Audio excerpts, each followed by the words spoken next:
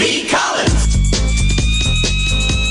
Peter B. Collins, news and comment. It's Tuesday, July 24th, 2018. I'm putting out the word. A week from today, I start a 2-week vacation. And when I return, we'll be remodeling the secret studio. So my resumption of podcast date is not certain, but sometime in mid to late August. How's that? Well, Trump has billions to spread around in red farm states to try to ease the pain, both politically and economically, to farmers who have been harmed already by the Trump trade wars.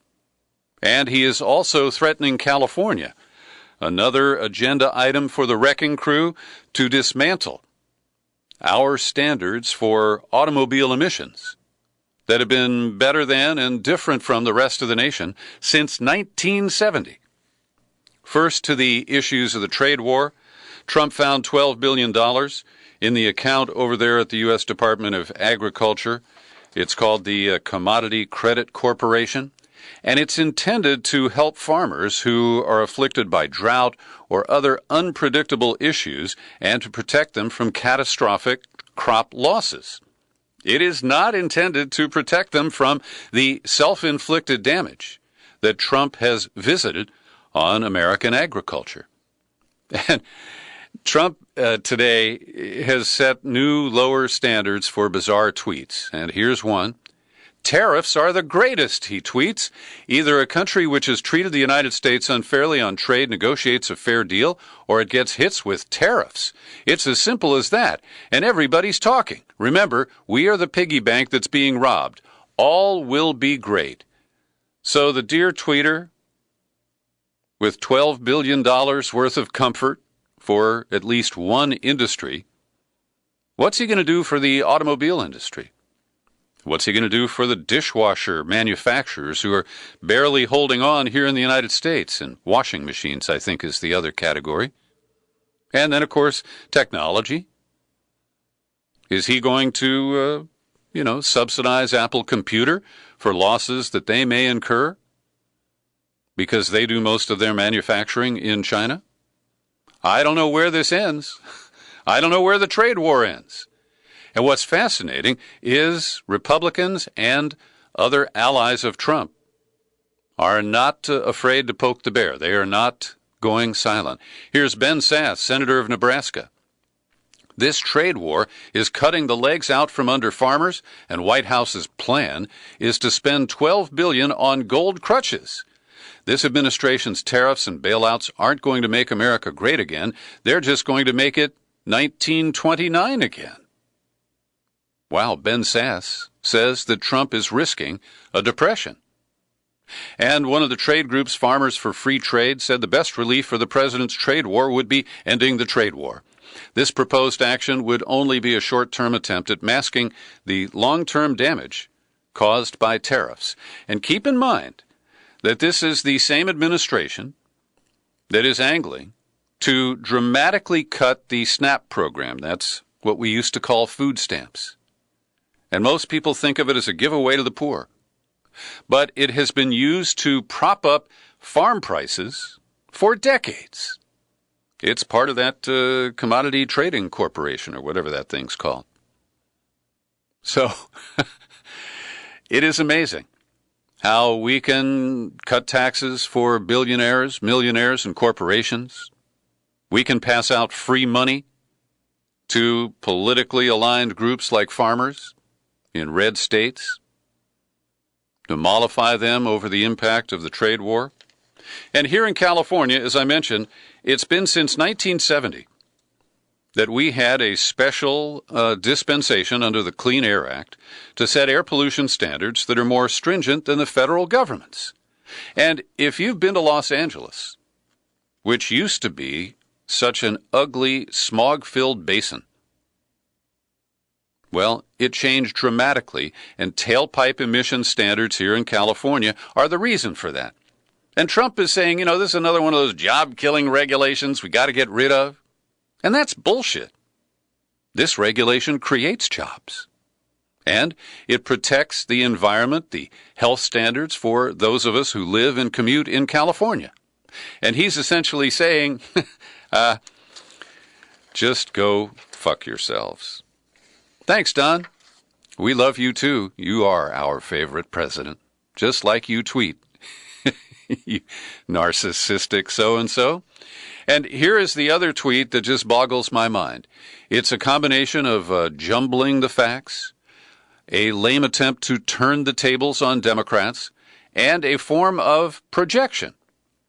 Because Trump tweeted today, get this one, I'm very concerned that Russia will be fighting very hard to have an impact on the upcoming election. Based on the fact that no president has been tougher on Russia than me, they will be pushing very hard for the Democrats. They definitely don't want Trump. Now, this is pure unhinged bullshit. And as you know, I don't have a whole lot of faith in the whole Russia rigged the 2016 election. I believe that it was rigged and it was done by Americans for Trump. Chris Kobach of Kansas is the leading suspect.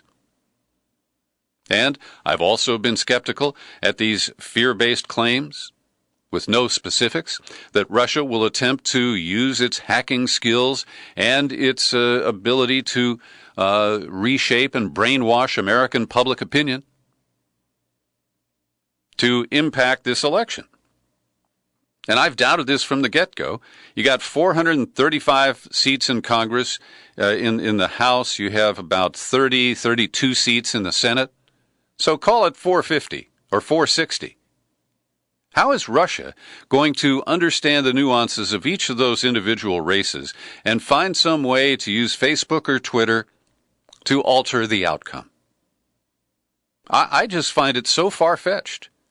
And now Trump, who has been unwilling to admit anything related to Russian meddling or anything like that in 2016, despite all of the effort of the intelligence communities, the deep state, and some Republicans. Now he's telling us that he's very concerned that his buddy Vlad, who he was kissing up to just 8 days ago in Helsinki, is going to try to rig the election for Democrats because they definitely don't want Trump. I mean, Putin said it point blank. Yes, I preferred Trump to Hillary because I thought he would improve relations between the U.S. and Russia. And so this claim that no other president has been tougher on Russia than Trump, he's only, imposed sanctions that Congress forced on him. And he did it, slowing it as much as possible, minimizing it where he could. And so the incoherence of this man and his willingness to say absolutely anything, regardless of its connection to reality, facts, or rational thinking, well, he's the stable genius. I guess I've just got to get used to it. And according to Mark Landler in a think piece at the New York Times today, Trump's all-caps Sunday night war threats to Iran on Twitter were an effort to change the subject. Landler writes, people who know Trump said his decision to respond in such fiery terms was driven almost entirely by his search for a distraction from questions about Russia.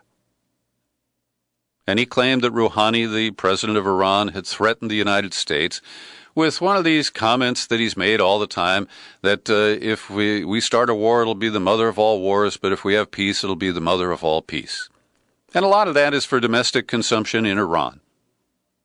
And for Trump to escalate to a Twitter war with Iran is really just flat out irresponsible. But he thinks that that's what turned around Kim Jong-un and that he can do the same with any other country. They're all the same out there, right? But clearly Iran has a much more complex political and leadership structure. Trump has to deal with AIPAC and Israel.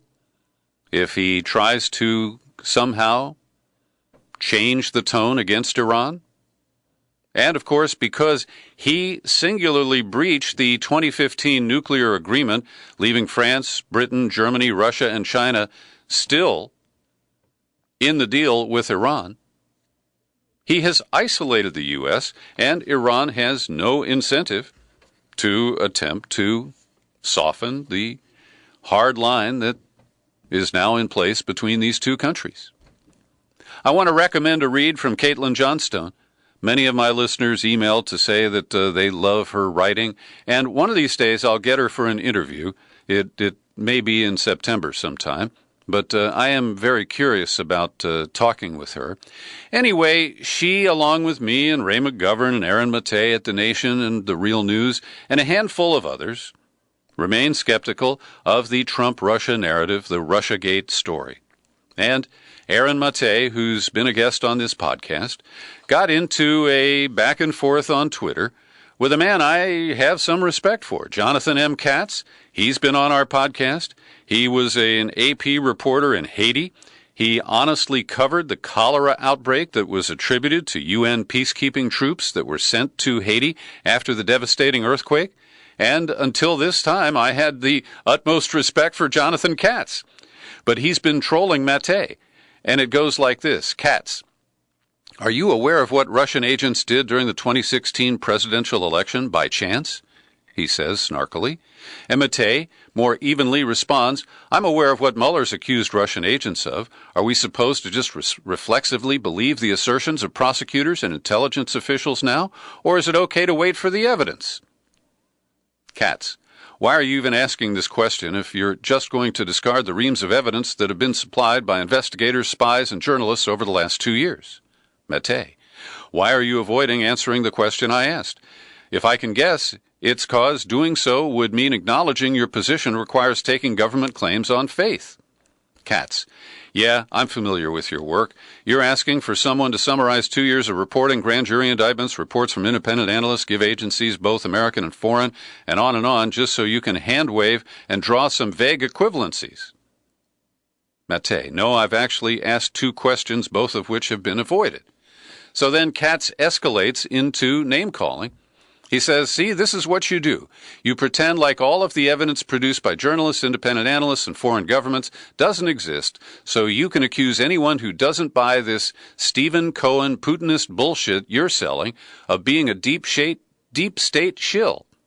Mattei, except I haven't said anything about anyone being a deep state shill here or anywhere else. That's your embellishment. I'm simply asking whether we should accept intelligence community prosecutor claims on faith. Katz, no, you shouldn't accept a prosecutor's claims on faith. You should read independent analyses, evidence gathered by journalists and other agencies, and compare it all to what is known on the public record. And you could if you wanted to. So then, a guy named Sam Biddle, a reporter at The Intercept, jumped into the exchange, said that this was a big waste of time for Katz. He called Mattei an inverse Louise Mensch. She's been a provocative player on this. All for maintaining the posture of skepticism and asking for evidence. Now we're in the voice of Caitlin Johnstone.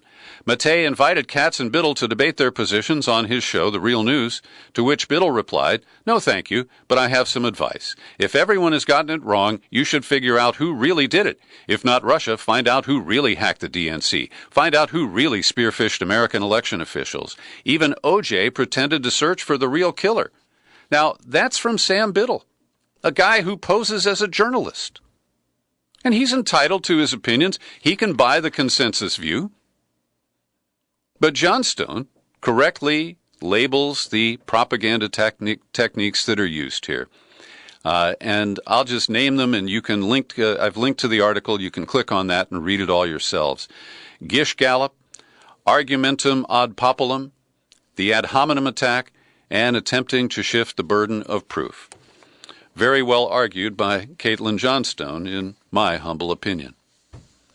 So yesterday, the judge in the Manafort trial agreed to a 1-week delay, even though the lawyers had asked for 4 months.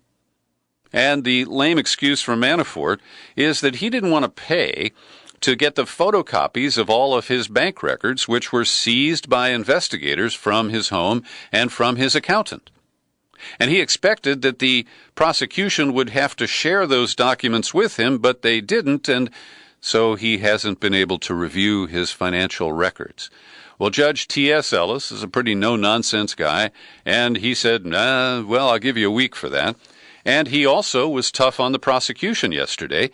He ordered the unsealing of motions granting immunity to 5 government witnesses. And curiously, these are people who are going to testify to crimes that they helped Manafort commit, if they're proven. These are the bankers who gave him $16 million in loans from a savings and loan outside Chicago. It's like 2/3 of their loan portfolio. I mean, this is gross abuse of the fiduciary responsibility of Stephen Kalk, the man who ran the Federal Savings Bank. But Kalk had been promised by Manafort a plum job in the Trump administration, so he broke the law, broke the rules to loan Manafort $16 million because he was desperate for cash. And this shows the singular focus of Mueller. He's taking down Manafort. He is not prosecuting all of the criminals in this particular conspiracy that does have nothing to do with Trump and Russia. So we will continue to watch. On the left coast here, there's a trial starting up in Oregon of an FBI agent. His name is Joseph Astorita. And as you may know, I devoted some coverage back in 2016 to the Oregon standoff, the ranchers and the Bundys who took over the Malheur Wildlife Refuge.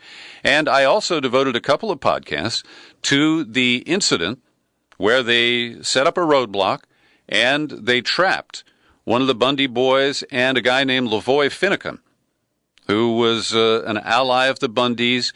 He was packing a pistol. He was a real arrogant, kind of aggressive guy. But one of the curious things about that standoff that led to Finicum's death was when you review the videotapes, he had gotten out of his car, and they claimed he was reaching for a gun. And we know that there were 2 shots fired from the FBI agent Astorita's gun. And he tried to lie about that. He tried to cover it up. And I expected that the cover-up would hold because the FBI always takes care of its people. They never stand trial or are disciplined for wrongdoing that occurs in the shooting of a suspect or some other individual. So it's remarkable just on the face of it that Astorita is going to trial. Now, I don't expect much from this because they don't have direct evidence. It appears the crime scene was cleaned up of any shell casings from his pistol. And prosecutors have a theory about why Astorita lied, because agents are prohibited from firing into vehicles except under certain circumstances. And apparently Astorita thought he might get fired for taking that shot, so he lied about it. And we've known about this since the incident occurred. So, according to the New York Times, the case essentially boils down to a computer model that points to Astorita as the shooter based on where he was and the trajectory of the bullets. But just seeing that he was charged and going to trial is an important statement for a longtime critic of the FBI like me. Every day I pause for a second to thank the people who support my work here at the Peter B. Collins Podcast with your subscriptions. And they're great people like Andrew Rush, Mark Brodsky, Brian Mazzy, and Benny Alto. And I appreciate their support. I invite you to join them. Come on over to peterbcollins.com. You click on the menu tab, pull it down, click on Become a Subscriber, and you can choose a level of support that fits your budget, $5, $10, $20 a month. And with the $50 annual subscription, you earn a bonus gift. Give me an address in the continental U.S., and I'll mail you a copy of John Dist's new rock and roll CD called American University.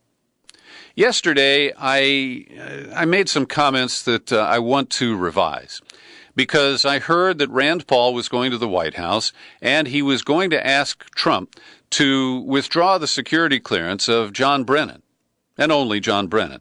And I kind of waffled on that because I think that Brennan and James Clapper, the former director of national intelligence, are the main drivers of the RussiaGate telenovela. But it turns out that those weren't the only two singled out. Susan Rice, the former national security advisor, accused of unmasking Trump people in telephone intercepts. Also, Mike Hayden, the former head of the CIA and NSA, who now works at the Chertoff Group. I just found that out. Isn't that wonderful?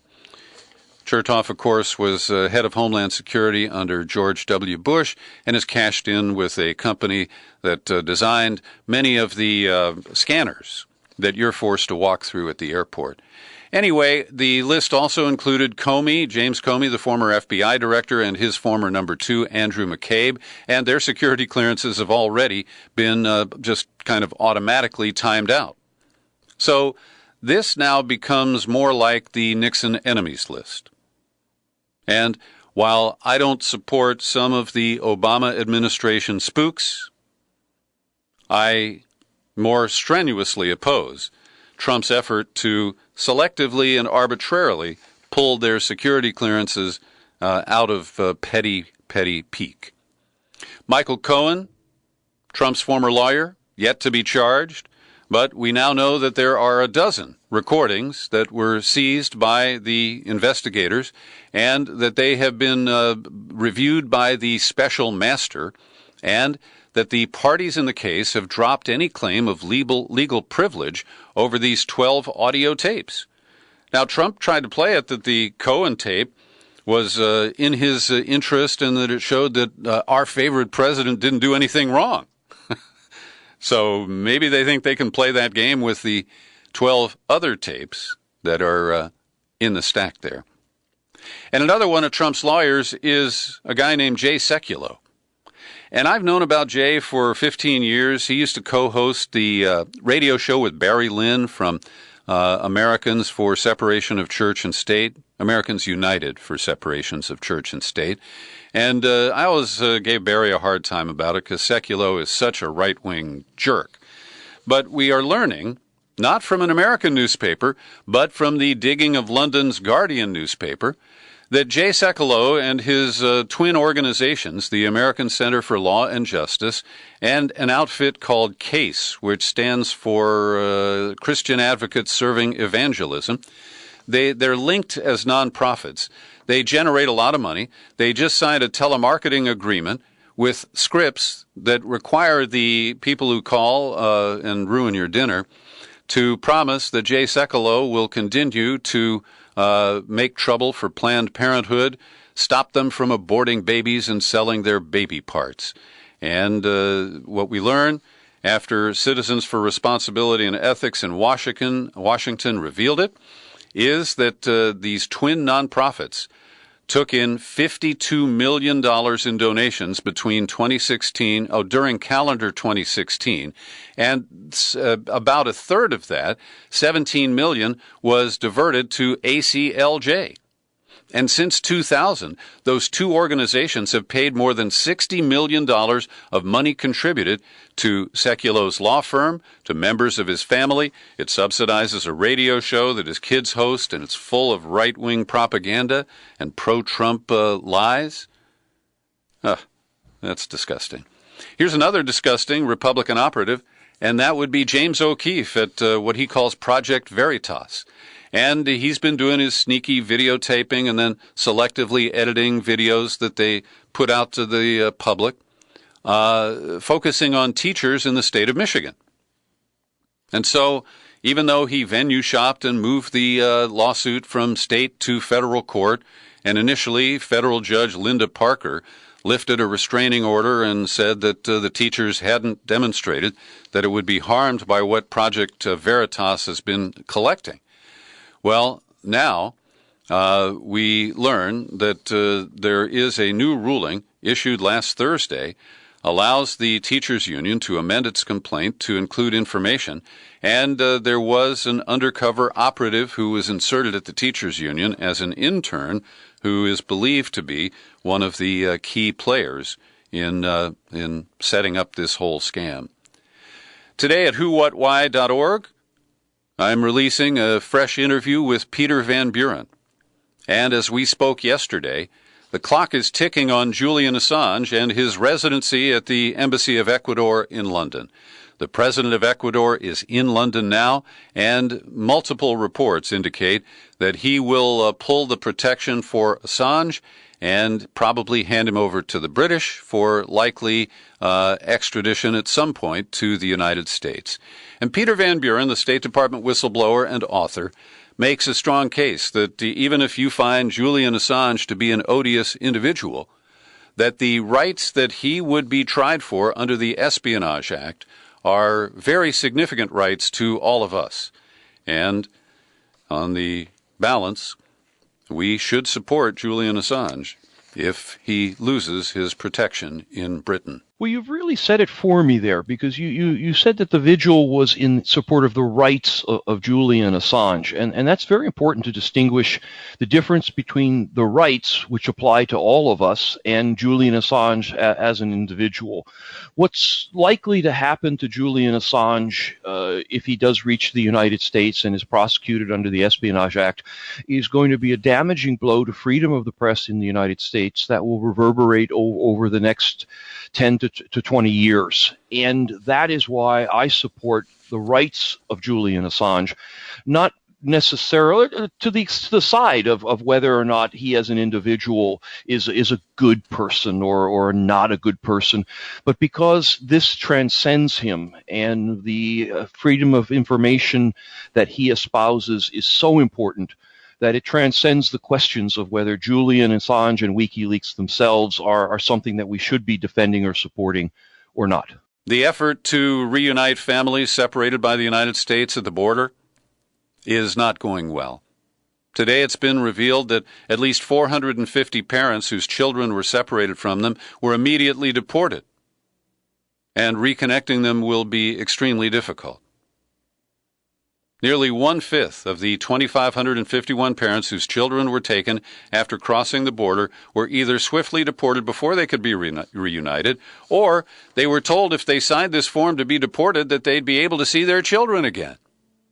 So in some cases, they were either misled or they misunderstood.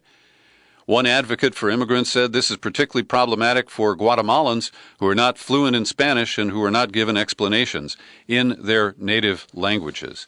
And the Trump administration has been ordered to reunite 2,500 parents, and it appears as of today less than half of that number has been achieved. And speaking of immigration, there's a new story today in The Guardian that the Canadian border in Vermont has seen more than double of the attempted illegal human smuggling operations as compared with last year. So far this year, there have been 267 apprehensions along Vermont's border, compared with 132 last year. So people are dying to get into the United States, and they'll find any way to do it. Check out this song. It's a guy named Don Arbor. Let me be the first to welcome you. It must have been so hard to leave your homeland. I can't begin to understand the trouble you've been through. Just let me be the first to welcome you. The song's called Everybody Comes From Somewhere. And Don Arbor visited with me last week for a podcast interview. I think you'll find him interesting, and his music too. I got to see him perform live and was quite impressed. And by day, he is an attorney who fights big pharmaceutical companies.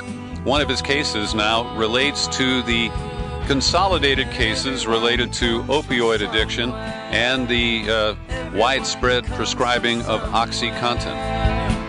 That podcast available later today for subscribers at peterbcollins.com, iTunes, TuneIn, Spreaker, and Stitcher.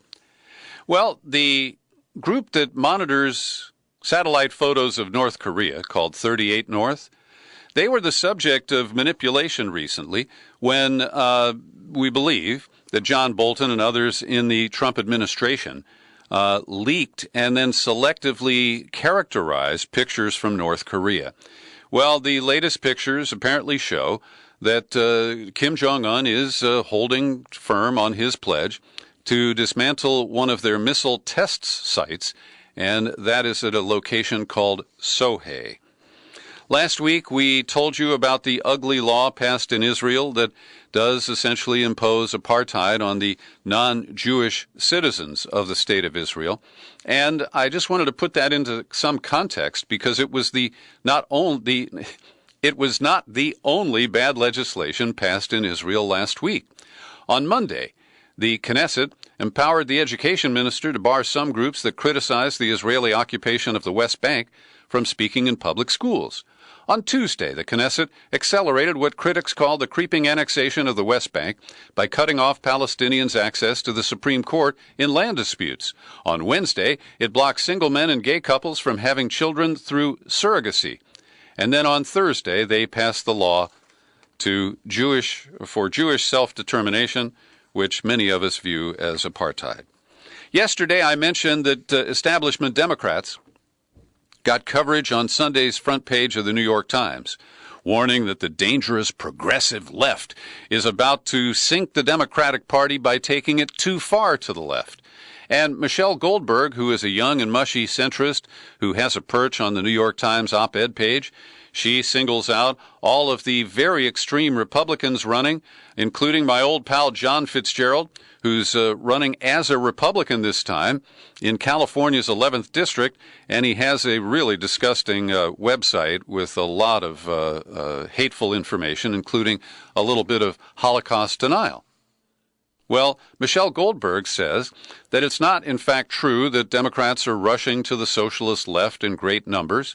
Overall, it's not really true that the insurgent leftist candidates are doing all that well, she quotes a political scientist. And she notes that Jim Comey has advised Democrats not to push it too far to the left and has advised Republicans to vote for Democrats this fall. And over at the Washington Post, Helene Olin writes, Comey isn't alone. Over the last several days, NBC News and The Times have highlighted the resurgence of the Elizabeth Warren, Bernie Sanders wing of the party, and they include warnings from well-meaning Democrats that this is too much, too fast.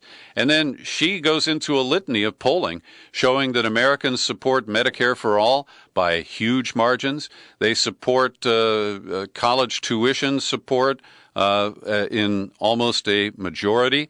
And she said that the problem of the risk of the Democrats swinging too far left is largely funded by corporate money and wealthy donors, the organizations and people who would likely see their tax bill increase to pay for a broadly popular upgrading of the social safety net. And according to The Intercept, Tim Ryan, the very conservative Democrat from Ohio who challenged Nancy Pelosi for the Democratic leadership post last time, is planning to run for president in 2020, and he expects to tap the yoga vote. Now, I do yoga every week, and Tim, you will never get my vote. Even if I, bend over and grab my ankles all day long. Got it? Thanks for listening to my daily news and comment podcast. I'm your humble host, Peter B. You can find this episode on YouTube. Happy trails to you until we meet again. Happy trails to you. Keep smiling.